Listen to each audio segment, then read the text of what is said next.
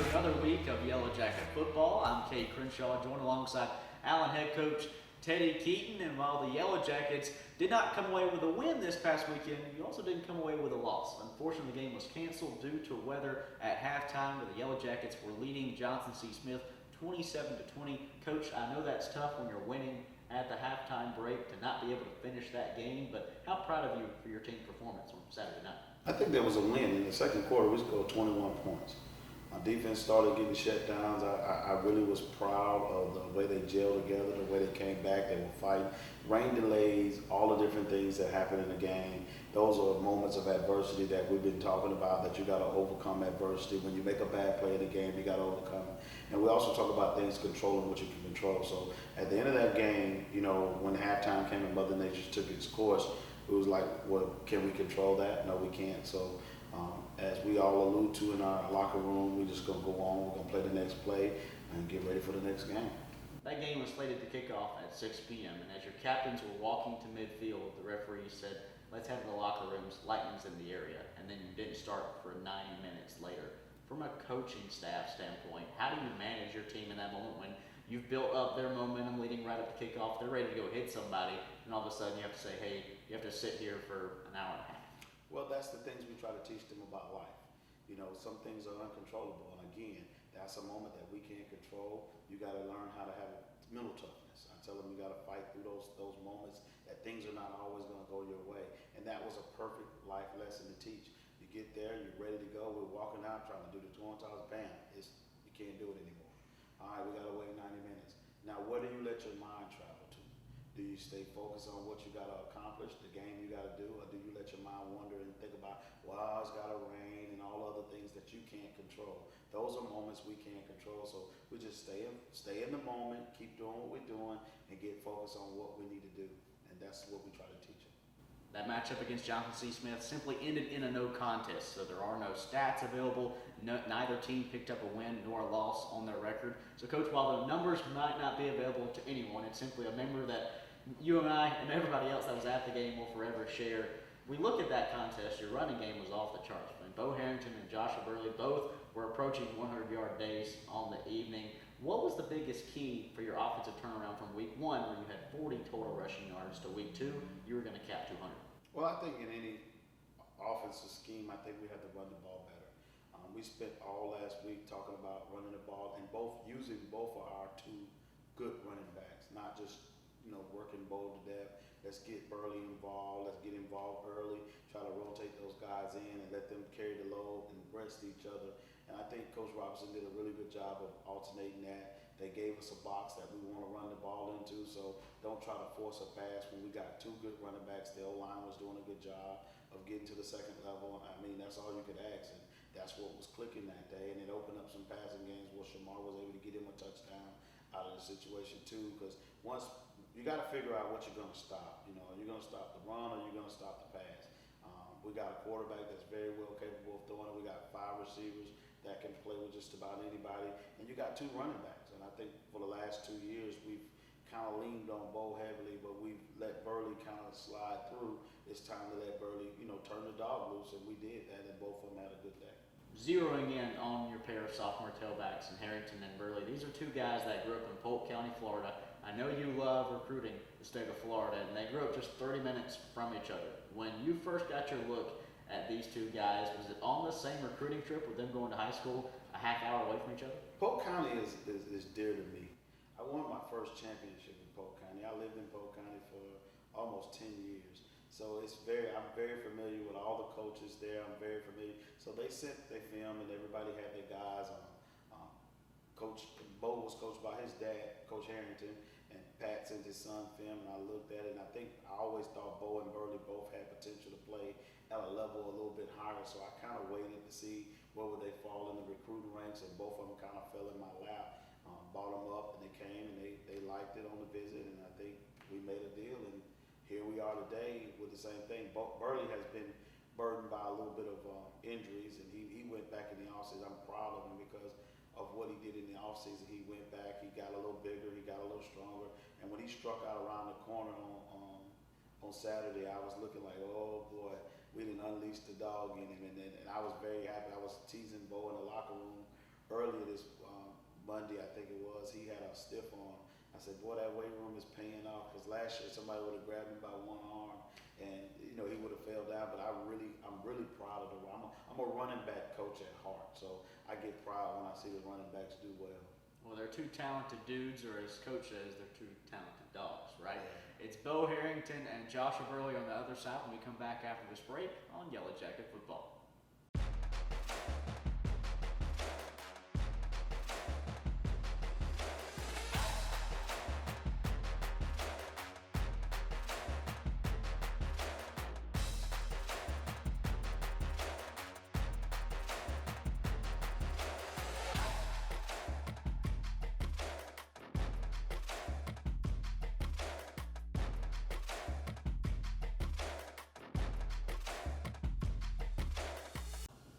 Welcome back into Yellow Jacket Football. I'm Kate Crenshaw, joined alongside sophomore tailback Joshua Burley.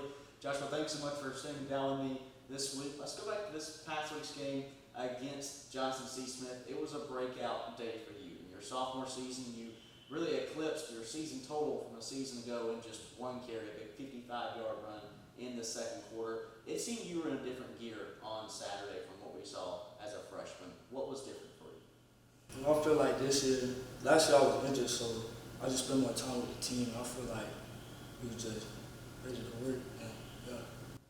Now, coming into your sophomore campaign, like I said, there were some injuries last year. How motivated were you to get after it in 2022? I was real motivated. I've been working all season, just trying to make something happen. So. You come to Allen out of Lake Wales, Florida. That's a bit of a trek, almost an 8-hour drive. Why that decision to go so far from home and commit to this program?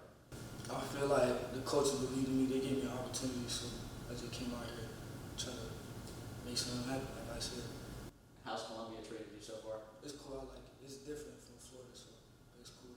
What parts of it are the most different for you outside of those beaches and maybe ocean areas? I would say like the buildings look different. Like there's a lot of brick buildings, and like the weather a little bit different. It's not like as humid for me. It's cool though. So a little bit cooler weather, a little bit more enjoyable to play football in August probably, which is a crazy thought to have because most people don't enjoy football in August in Columbia. It gets a little hot around here. Well, looking ahead, you've got about 7 games left this season, the regular season, and of course we plan for the playoffs after that. What excites you most to get it going for the last 7 weeks? I feel like as a team we just connected, so it's just more fun to play with them guys. Like as we go on, we just get better and better. We've seen this program continue to build, and playoffs, like you said, brick by brick by brick. If you're talking to potential high school recruits that are looking at Allen, what's your pitch to say this is the place you need to be? Yeah, I would say a lot's changing because like coaches investing, we're starting to get more gear and junk like that. And we just growing as a whole program. Honestly. Growing and gear. That sounds like a pretty good combo to me. It's cool. Well, he's sophomore tailback Joshua Burley. Joshua, thanks so much for sitting down with me this week. This is one to watch for the next couple of seasons here at Allen. We'll be back on the other side with more Yellow Jacket Football.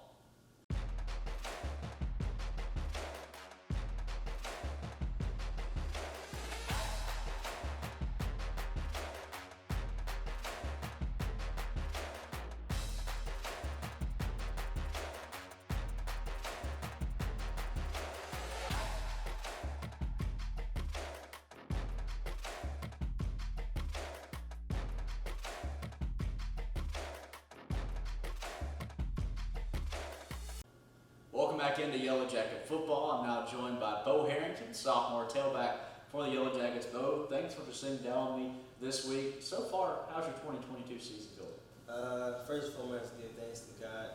So it's just been pretty good. We've been working hard. All the hard work paying off in the offseason. So it's been going good. Let's look back to last year. As a true freshman, you pick up over 500 yards on the ground for this team. What was that like for you to be able to step into a program and make such an immediate impact right away? It was what I expected. I felt like I worked hard all off season, so I wanted to come in here and compete for a job, and I ended up getting a job after the first game. So that's what it was. As much success as this team had a year ago with such a young core, how much excitement did that build within the offense coming back in 2022, knowing you're bringing in so many key pieces back together for another season? It felt really good, man.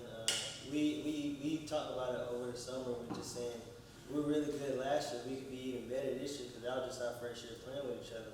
So we now got more chemistry. We know what we're about to do. So we're just ready to compete and win games.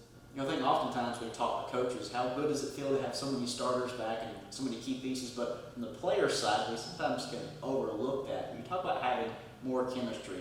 We're still in the early portion of the season, still playing September football. From last September to this year, can you notice a difference in the offense, just how you click together? Oh yeah, it's totally different. Last year we weren't really clicking as fast as we were starting off. We're starting off very slow last year. Now we're starting off a little bit faster. We still gotta get faster, but it's way better from last year. So I know we're ready now.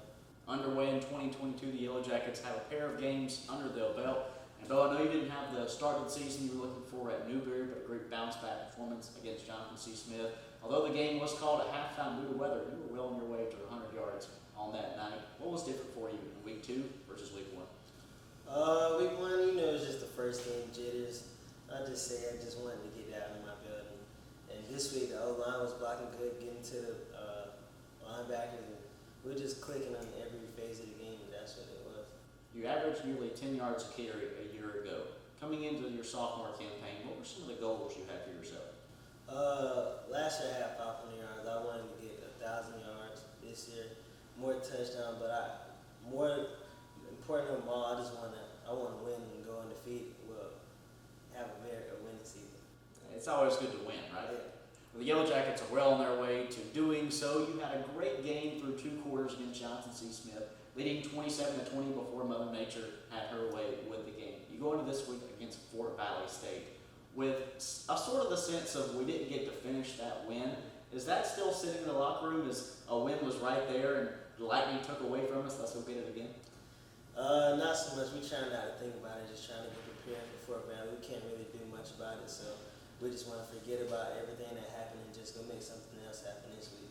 We talked a little bit with sophomore tailback Joshua Burley. You two grew up right there in Polk County, Florida together, 30 minutes away from each other. Did you know Joshua before coming to Allen?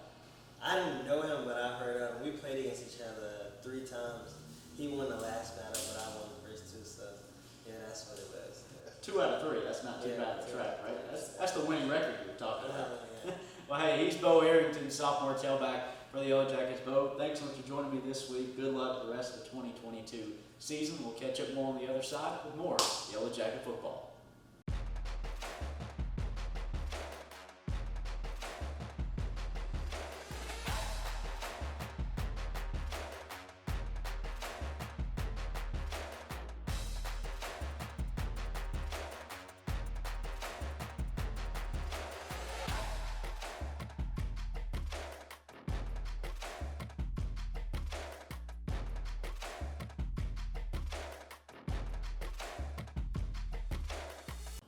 Back on Yellow Jacket football with Coach Keaton. Coach, we can tell 2 great personalities, 2 great young men a part of your program, Beau Herrington and Joshua Burley. Just from the coaching standpoint, what do they mean to your program? They mean a lot. That's why I was on my offensive coordinator about getting both of them involved. I wanted, Burley to have some success. When you get set back from an injury last season, it's very, very important to the psyche of a kid, to be able to bounce back from that. So, let's get them involved early and often and don't, let them think that we forgot about them or they're not there. And I think they did a good job. I mean, Beau is a funny kid. He's going to do something stupid in the locker room that's going to make everybody laugh. The sense of humor that he has is almost, he probably should have been a stand-up comedian or something. Burley he's been where he want to be. He's getting where he want to go. I think he's more determined to be successful than anybody on this team. He really has a heart that he just want to prove to the world that he is who he is. But I always tell him he's enough. And then once he realizes he's enough, he's enough. He's proven to everybody that he can play. I think Saturday just showed the world that he can play college football. Well, they're both going to be big parts of the Yellow Jackets 2022 season, and that continues this Saturday with a road trip down to Fort Valley, Georgia, to take on Fort Valley State. Coach, while it might be a new regime down there with the coaching staff, they're still a very talented squad. What do you anticipate the biggest challenge to be for Saturday? I think they're gonna pose some problems for us in certain areas In their secondary, they D-line, they play well on defense. They have one guy on offense named Emmanuel. I can't think of his last name, but he's number 1. And he does a really good job of running the football. He was the player of the year in the CIAA. Then he transfers over to the SIAC, and he was player of the year in the SIAC. I mean, he's 6'2", 200 and some pounds. That's a hard job to tackle. He wants to run him. He wants to run the ball. They got a quarterback that's pretty decent. That is from South Dade, I believe, and they got another running back, number 0, that's pretty good too.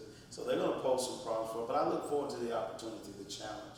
Our guys, we do work. You know, they understand the task that's at hand and what we got to do in order to accomplish it. This is an opportunity for us to step up with one of the premier programs in the SIAC. So we got to go up there, we got to show up, and we got to play football.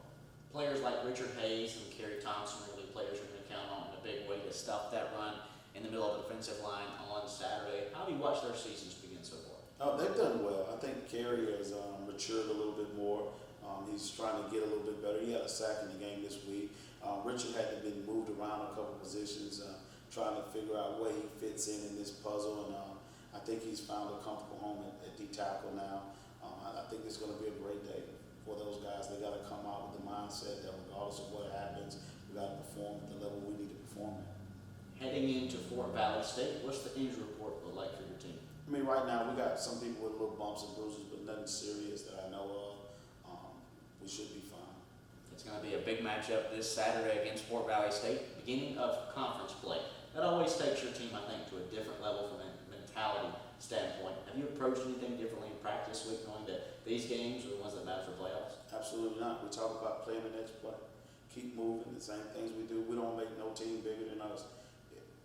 Beau teases everybody every time I say the only people that can beat the Yellow Jackets is the Yellow Jackets. And what I mean by that in terms of is we play against ourselves. How good do you want to be?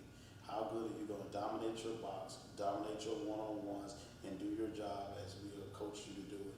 And the score will take care of itself. I think sometimes if you get too far out of trying to build other programs up, other teams up, that mess with the psyche of your team. We want to make that team put their pants on just like we do. So go out, play football, and do what you do, what you're capable of doing. Let's just hope the weather forecast is not any problems this weekend, right? Yeah, we've been dealing with rain for 2 weeks in a row. But again, that's something we can't control. We had a game plan in for if it rained. We had a game plan in if it don't rain. And we're doing the same thing this week because we don't know what a hurricane or tropical storm may sprout up on Thursday night. Well, let's hope Mother Nature holds off her course of action like she has the last 2 weeks with Allen football. They'll be on the road at Fort Valley State this Saturday, a 6 o'clock tip down in Georgia. For Coach Keaton, Beau Herrington, and Joshua Burley, I'm Kay Crenshaw. We'll see you next week right back here on Yellow Jacket Football.